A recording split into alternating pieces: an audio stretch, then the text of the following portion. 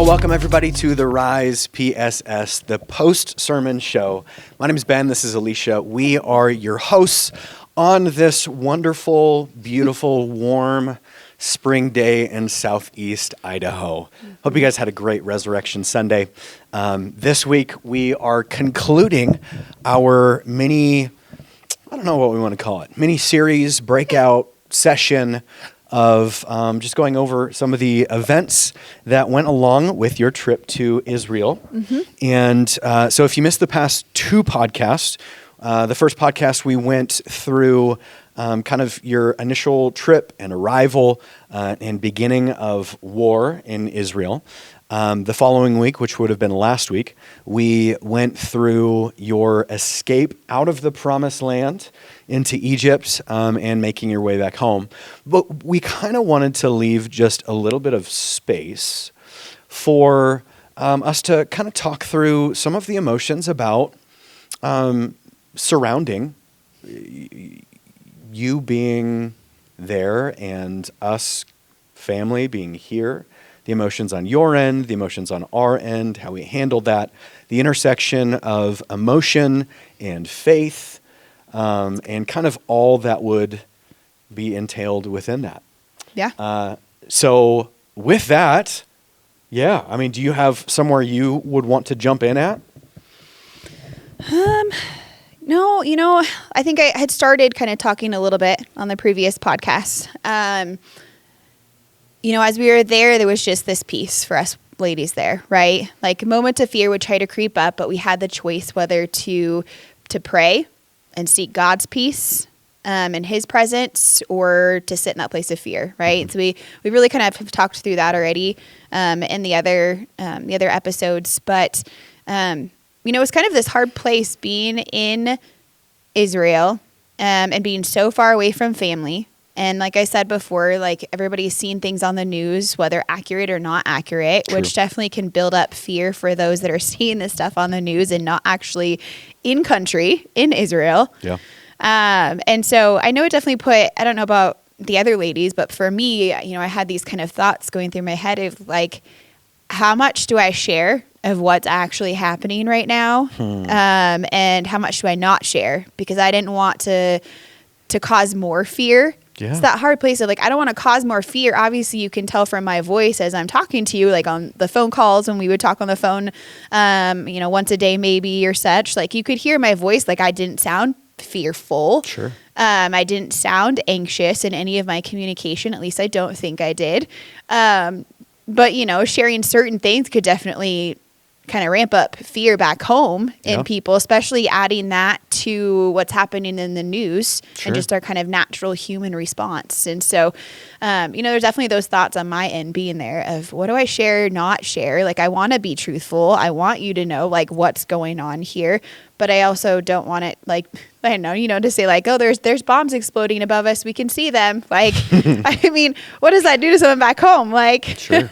Without like fully understanding the whole picture and like being able to be in that place of peace that we were in there. Yeah. And so, I definitely had those thoughts on that end, and just not wanting to worry anyone back home and just afraid of, or just carrying that weight of like, what were you feeling back home? What were the kids feeling back home? Because most of our kids are young enough to not be affected by it, and just really just more of, oh, we miss mom.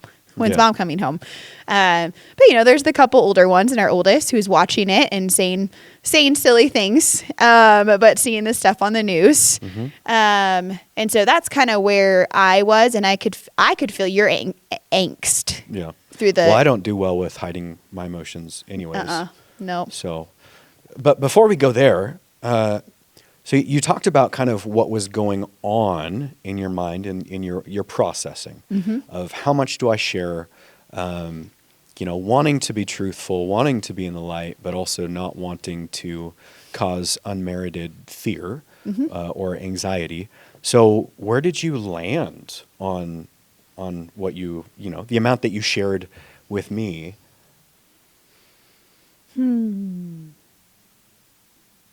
I'm trying to think. This is a coming to Jesus moment. Right? I think especially, okay, so especially when we were in that place of not knowing when we were going to get to leave Israel. I think that's where it came to more of a head for me. It was in that place of not knowing when we were going to get to leave, what the plan for exiting was. And I, being the people watcher, maybe eavesdropper, Yeah. that I admittedly tend to be at times, I tend to hear things maybe that I shouldn't be hearing right away at times, because I pick up on the things. I can't help it. And so I was starting to pick up on stuff of conversations of us not leaving and just staying at the hotel and not going anywhere, kind of indefinitely until it seemed like things had settled down. Right. And my logical brain, because that's just the way that I process things, I'm like, yeah, but when are things going to settle down? Exactly. So are we just going to still stay be there. here? Yeah, we'd probably still be there if we hadn't have left when we did. Like, so I'm like, well, logically, when are things going to settle down? Like, and I'm like, I have a family back home that needs me and kids. Like, we've got some financial stuff that I need to be home to be helping with right now. I need to be working. I have a job. Like, all these things that started racing through my mind. Yeah. And so I know on that moment, that's probably when more of the anxiety set in. It wasn't the fear of like death and the fear of the war going on. It was more of this anxiety related around, when am I going to be able to get home? And so then my family is left at home in this state of like, could it be weeks? Could it be months before she gets to come home? And so I think I was feeling a lot more in that moment that I had to work through with the Lord, which I did, but at a lot more in that moment than I think I related when I talked to you at some point during that of, hey, we're not quite sure when we're going to leave yet. We're still working through a plan. I think I kind of maybe glossed over that a bit more than as much of the communication around it seeming like we might actually be staying here. Right. Which the reality is we did leave, a day or two later. But the conversations I was hearing was a lot more of, it felt like we were going to stay. And so I think I kind of held back on like the anxiety I was feeling in my communicating and tried to just like sugarcoat it in a way of, oh, well, they're working on a plan. We're safe right now. A plan's going to be put in place. We don't know when we're going to leave yet, so. Well, now as I'm processing that, I'm like, I don't know whether I would have wanted to know more or not. Because as you're saying that, I'm like, well, yeah, on my end, I definitely picked up on that part of it. And that was the one part of it that was hardest for me. So, I'm thinking through like the emotions that I was feeling and what they were tied to. I think initially there's that thought of, wow, I could lose my wife. Like, you could blow up in a missile or whatever, like, dude. Or, I mean, going through my head too, because it wasn't too long ago that those hostages from Hamas were released in Israel. And so that was going through my mind too. And I'm thinking through like Taken and like the movie Taken, and like, how do I get overseas with weapons in order to come save you? Like, all those legitimate thoughts. But ultimately, I don't think I was afraid that you were going to die. It was an initial thought, obviously. And that's how life works, right? We have the initial exposure to something, but then we have a choice on how it is that we choose to respond to that. And so, in the moment, there probably was some increased cortisol in the body, the increased stress hormone. But I think, and this is going to be weird, I'll just say it. But I feel like I may have had like visions of our future and you burying me and me not burying you first. So we'll see how that plays out. Sorry to drop that on you. Great. I hope that's a super encouraging moment here in the podcast. But again, just the reality of processing through that type of stuff. And so for me, like, as you were talking in the past couple weeks about like you had promises from the Lord of things in ministry that hadn't taken place yet. And so that vision of God's promises kind of kept you going. Similarly, for me, I felt like that was a promise from God for me. And so I'm like, well, I mean, she can't die over there because she can't bury me if she's dead, So there's that reality. And I bet this is like really weird for some people, just like talking about death so blatantly. But I mean, it's a reality, and especially when you walk through something like this, But for me, I was like, and I'm still kind of, I don't know, like processing like what exactly it was in my mind, but I think it was that thought of, like I'm not in control. Like I don't know the plan. I need to know the plan. And naturally, that kind of is the way that I am. Like I need to know the plan. What do you mean we're going to go on vacation and not have a plan? Like you don't know where we're going to go out to eat every single time? Like what's going on? And so that plan. So for me, I was picking up on maybe the little bit of anxiety you were showing with the whole, unknown. We might be staying here prolonged. And for me, that exploded. Like that was a lot. So I'm still trying to think back and see, like, was that triggered by you, or was that just something that was already there? I'm kind of leaning towards that was something that was already there. Just because it's not sticking out to me, a moment where you were like, yeah, and we might stay here. We might be stuck here forever or whatever. And, and it seems like if that were the reason, that would stick out. So I'm thinking in the moment that it was probably more just the situation, and knowing that, like, all right, there is a war going on right now. Missiles are flying, which means if missiles are flying, the airspace is probably closed, which means she's not flying out, which means in order to get out, in my mind, you're probably going to have to get smuggled in a trunk or something, thrown into a box. Clearly you watch too many shows. Exactly. Yeah. So that's what's kind of going through my mind through this all. I'm like, shoot, what are we going to do? Not to mention, I mean, the 5 kids, and them missing their mom and all of that. It's kind of a big deal. That was the first time you left. I'm trying to remember. That long. I mean, I've gone for like maybe 3-4 days tops. Okay. All right. But this was 10 days. Yes. And it still ended up being about 10 days between all the travel to get back. Yeah. So you're validating me right now. Thank you. Yes. Thank you for that. Yeah. So what was going on for the kids? I'm trying to think. The littles, probably Esri, Hannah, and Addie were all just kind of like, oh yeah, mom's in a war zone. Okay, cool. They don't understand that. I tried to explain it in a way that they could understand, more so just to explain like the emotions that Daddy was going through. So you can understand that I'm not like upset with you, but the situation has me tense. And so that Grace and Zadok understood a bit more. I feel like they both were just like so full of faith, though. They're just like, oh, okay, yeah, mom will come home at some point. Awesome.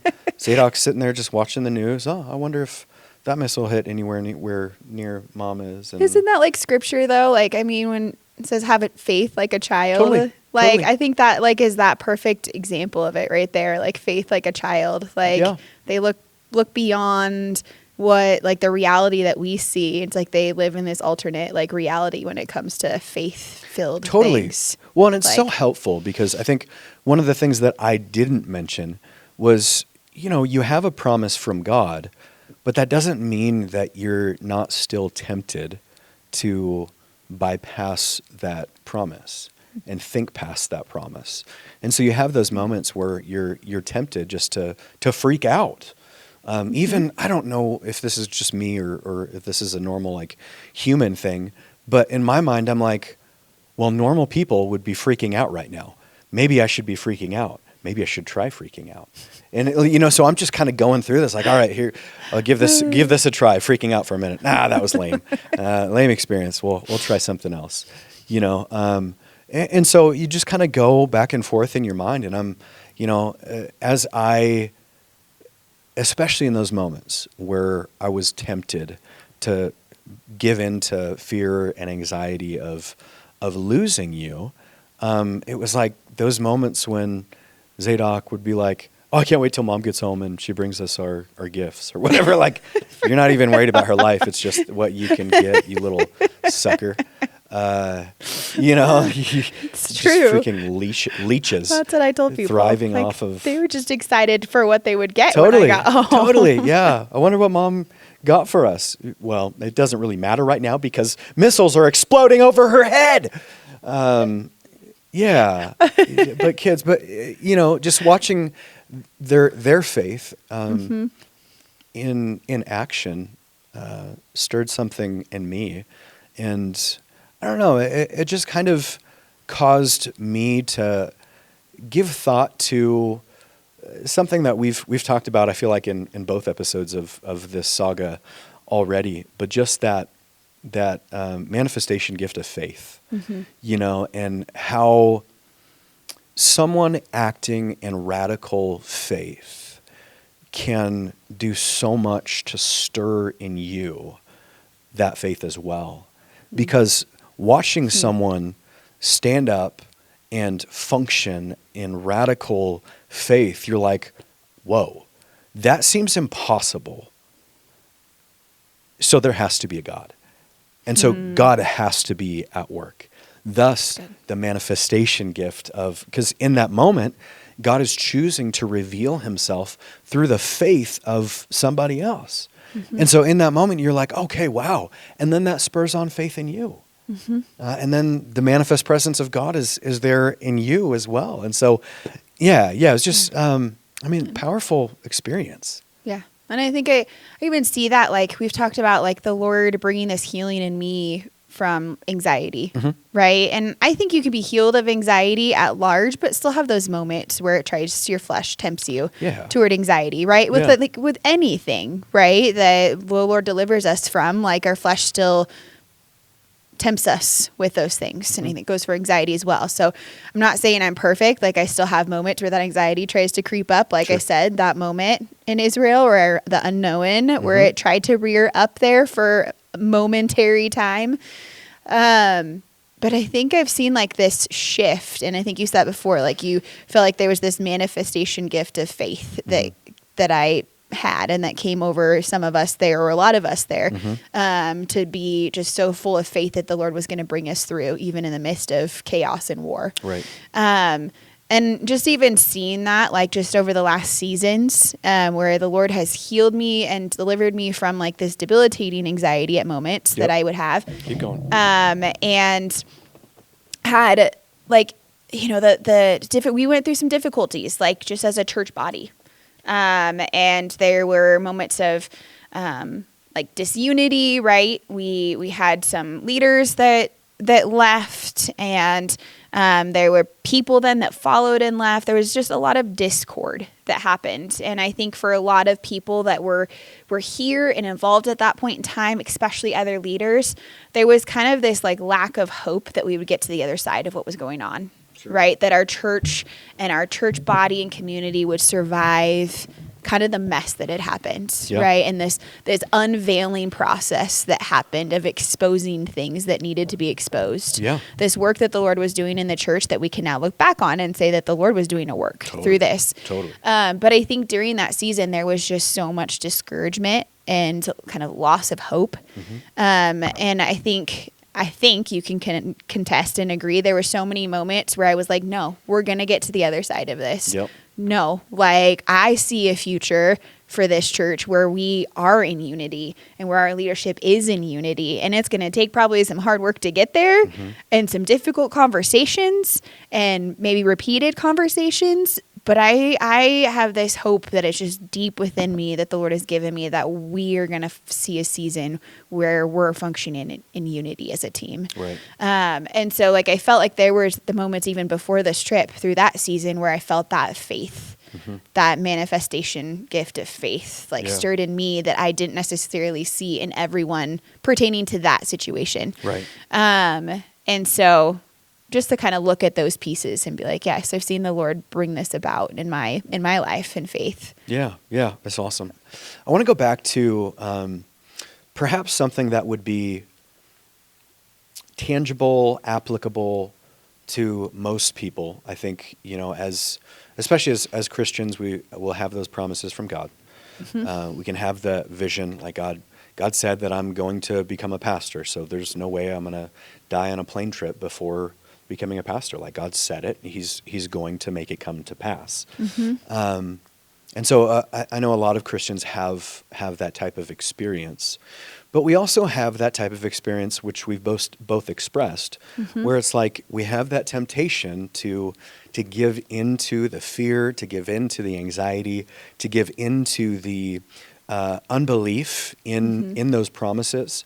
Perhaps even, I know I've spoken this from the pulpit of just like wondering, like, wait, did I mishear that promise?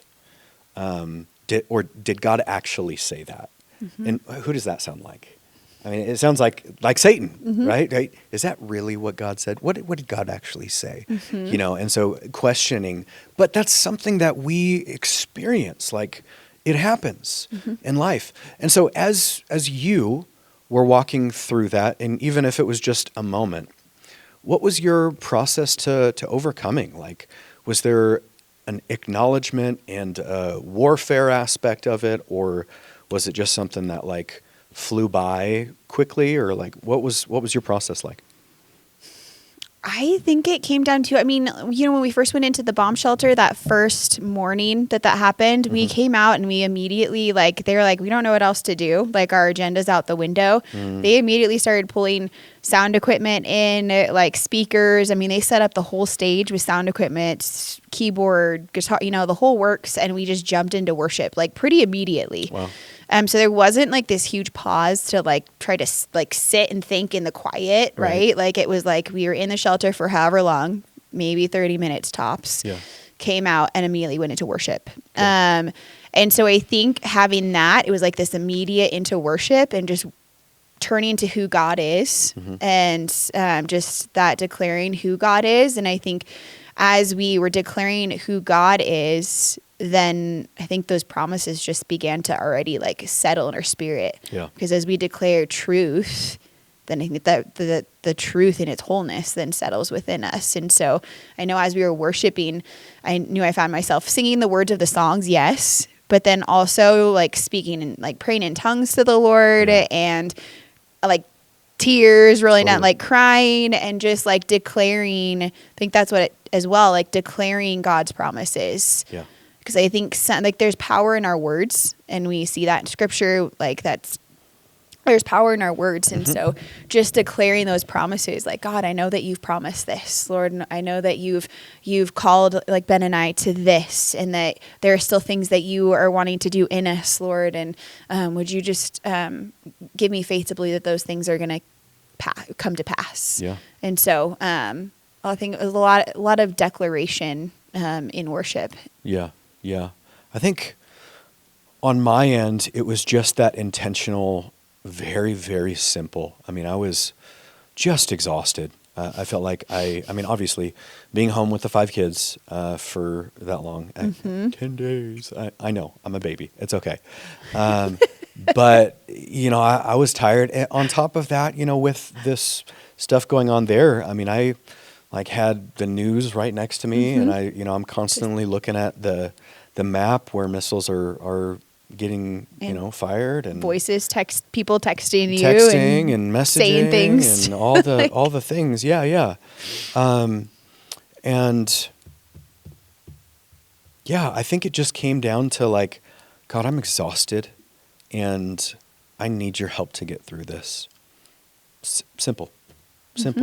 And And as many times as it took, just that simple prayer, God, I'm exhausted.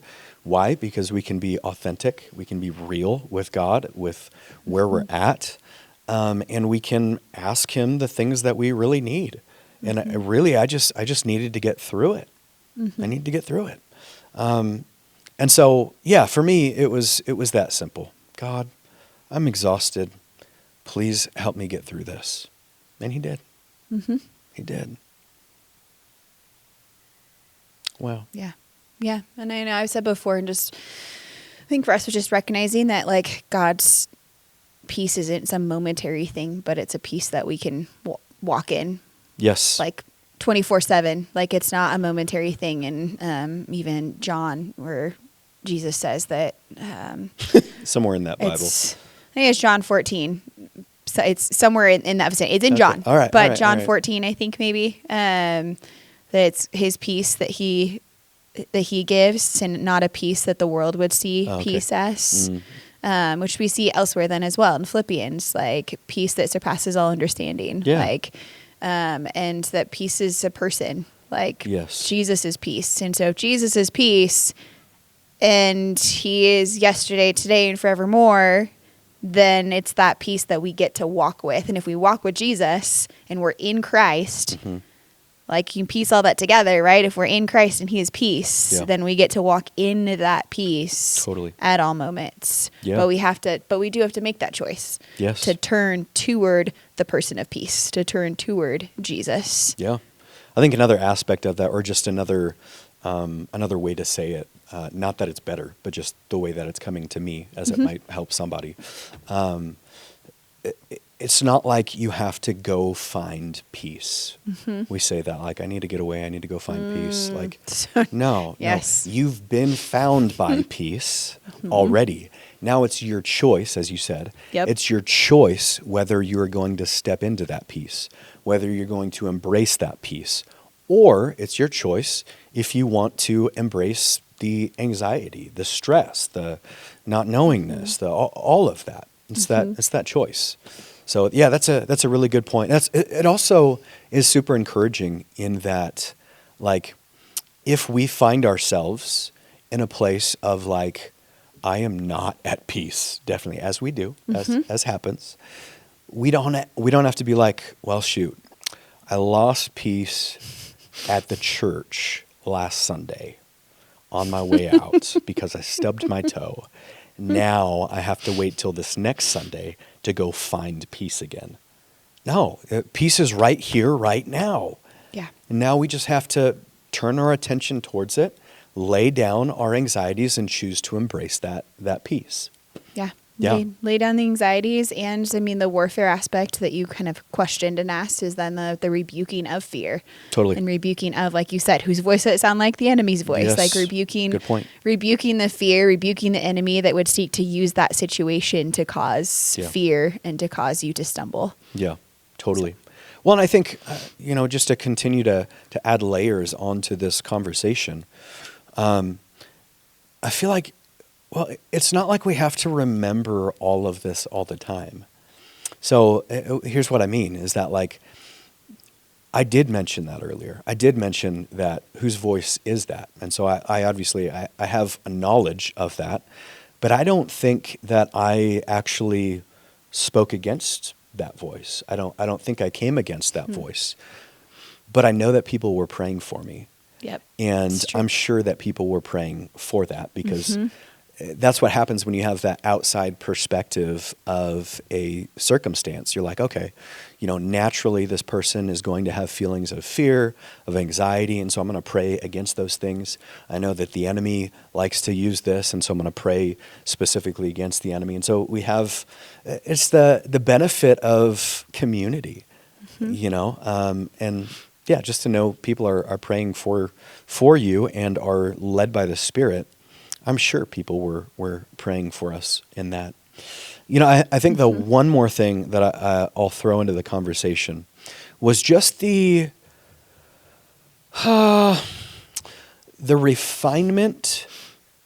How do I say it? The refinement in perspective that you get from being in a circumstance like this. like you just get to this fresh place of like, okay, some things really don't matter. You just read my thoughts. It's called prophecy, baby. Just kidding. Or marriage. Or marriage, yeah, or knowing each other. Why don't you take it then? Go. No, you're good. You just led right in, so it was great. Yeah, go for it. Yeah, I think it's funny, right? 'Cause like you hear those, I think you hear people say it a lot, and until you've experienced it, then you've experienced a situation like this, a dire situation, dare I say, like, feel like you can just like, oh, okay, yeah, sure. Like, but walking through something like that where you don't know, like you're trusting and again, holding to those promises, Sure. like all of those things, but there's still that unknowing, like, is something going to hit us? Like, like I'm holding to these promises, but it's still possible, like, that I'm hearing wrong or sensing wrong. Like, we're not perfect in what we hear, and, our discerning's not always perfect. And so it makes you start to, like, look at the things that, like you said, that are important, aren't important. And especially when you, like, returning home and once you're out of that situation. Yes, yeah. Then I don't think I've made it 180. There's 360, 180. I don't think I've made a 180 degree turn necessarily, but I think coming home and where like certain things in the house, like chaos and disorder and things that would really, really, really bother me. Yeah. Like they still, because that's just part of who I am. Sure. My OCD, I don't know, but they do. But I find myself realizing that it's not bothering me certain things as much. Yeah. As they did. I've been able to kind of slowly start to let go of some of those things because I'm like, oh, doesn't matter as much in the scheme of things. Like I'm alive and I'm here, fulfilling the purpose. Like if there's some chaos in the home, like, okay, like, or if they're like, there's clothes thrown all over because our kids don't like to put their clothes in laundry baskets ever. There's garbage everywhere. There's dog poop, who knows what, but like, so I think I found myself being able to kind of let go of some of those things, just realizing, oh, doesn't matter in the scheme of things. Yeah. Like I have a purpose that God has called me to, and he has brought me out of Israel and literally out of Egypt. And so like clearly for a purpose, there's a reason he delivered me out of here, just as he delivered the Israelites for a purpose. And so that needs to be my focus. And I think it's also helped me to like cherish more like the relationship with our kids. Like, again, not perfect, but I find myself at least mentally like catching those things more often. That's a huge step. Like, oh, I need to be more intentional here. Or like, our little ones came up during prayer this morning and they were playing in the other room at the church, but came in and like crawled into my lap and just like cherishing those moments a bit more of like holding them and not, because you never know when that last moment is going to be. People say that all the time. Like, oh, you don't know when your last day is going to be, when your last breath is going to be. And it feels cliche in the moment until, again, you've walked through a situation like this and that it becomes a reality. Yeah, like that is real. It's real. Like, you don't know when your last day is going to be. Yeah. Like, and so cherishing those moments with them, like what are those things that we want them to hold on to? Like if tomorrow something happened to one of us, like what are the things that we want our kids to remember us by or to hold on to? Yeah. So we talked about, and this ties in, but we talked about the promises of God and how those are helpful for us to hang on to in those difficult moments because God is going to fulfill those promises. But I think another thing that this did for me was it was like a prompt or a reminder to seek God for certain promises. So like as you were readily just spouting off like, oh yeah, God has this and this for us. I think I came to the realization that like a lot of the promises that I had for us have been or are being fulfilled as we speak. And so it brought that awareness to me that, oh, it's actually time for you to be seeking God for what's next. And what are those future promises? Because you don't have one that you're holding on to right now. And you should. Yeah. Right? And so, good. It's that fresh inspiration. And so I suppose I'll use that to channel it towards our viewers and our listeners. What are the promises that God has given you? And do you have some of those promises? And if not, it's probably time that you spend some time like fasting and praying and seeking God. What does God want to do in your life? Because he will be faithful. God will be faithful to his promises, and that which he starts, he will be faithful to fulfill as well. And so with that, look forward to jumping back into our normal post-sermon show. Next week, this Sunday, we're going to be jumping back into the series in 1 Corinthians. So really looking forward to that. But for now, you guys have a super blessed week. We'll see you later.